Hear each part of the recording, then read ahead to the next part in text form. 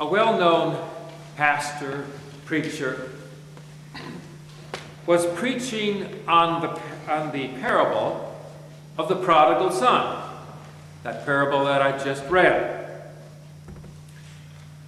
And after the service, a man who was a visitor came up to this very well-known clergyman, and he said, "I really didn't care much for that, frankly." Well, as you can imagine, the pastor was a little surprised. "Why?" he asked. He said, "I don't like that story." And the pastor was a little, concerned and wondered. He said, "What didn't you like?" And then the man said, "It is not morally responsible. It's not morally responsible to forgive that boy for what he did." Well, the pastor first thought this guy was kidding, but he was serious. And he asked him, "What would you have done?" The man said, "That boy should have been arrested. It was a very serious offense." It turns out that this man was an attorney, and he belonged to, and I never heard of this group before, but he belongs to an unofficial nationwide organization, and they keep in contact on the internet. They are quality control people. They consider themselves moral police.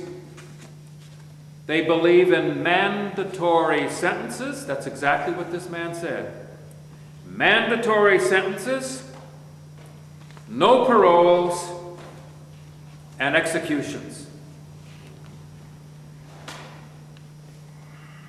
The pastor asked this man, who, as I say, was serious, "What would you have given the prodigal?"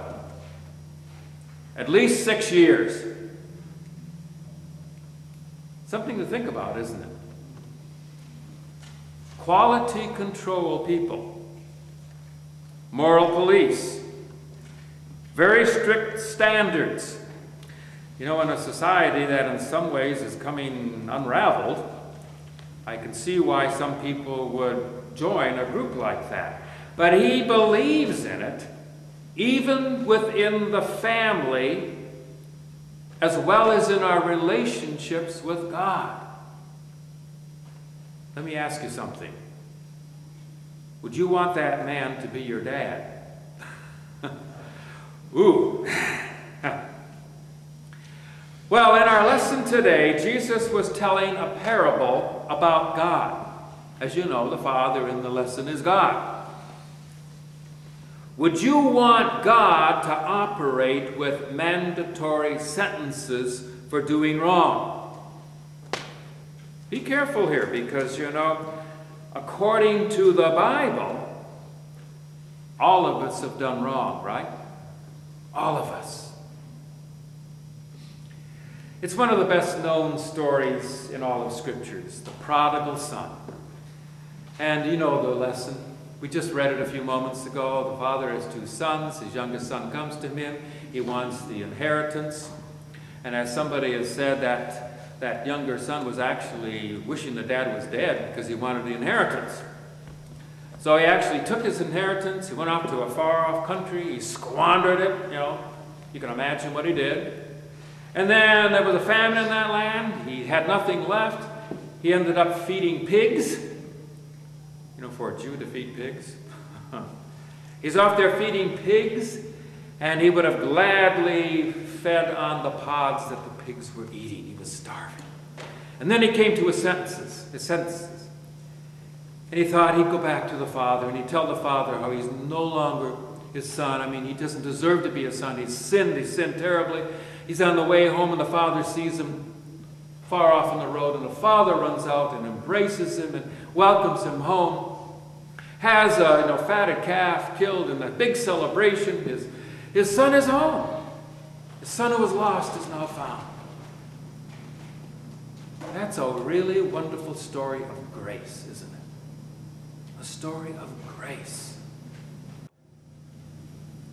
Every one of us, parents or not, grandparents or not, we can appreciate the agony of the Father in Jesus' story, right?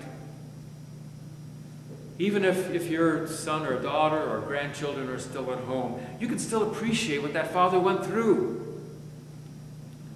That's why this story, my friends, has literally spoken to millions and millions, probably billions of people throughout the ages.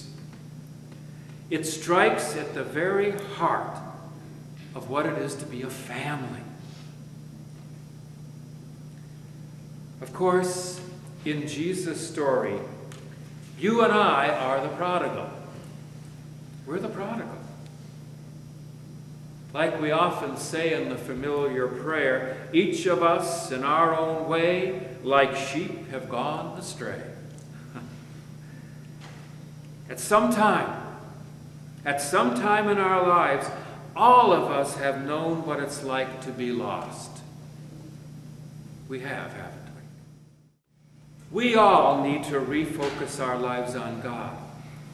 Whether we've strayed, whether we've just taken a few baby steps, or we've lost our inheritance in the far-off country. But the key is this.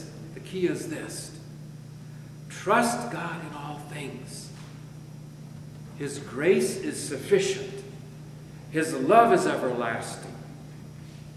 Come home. Home to the Father's house. Amen. Amen. Very appropriately, we turn to the hymn of the day, Amazing Grace.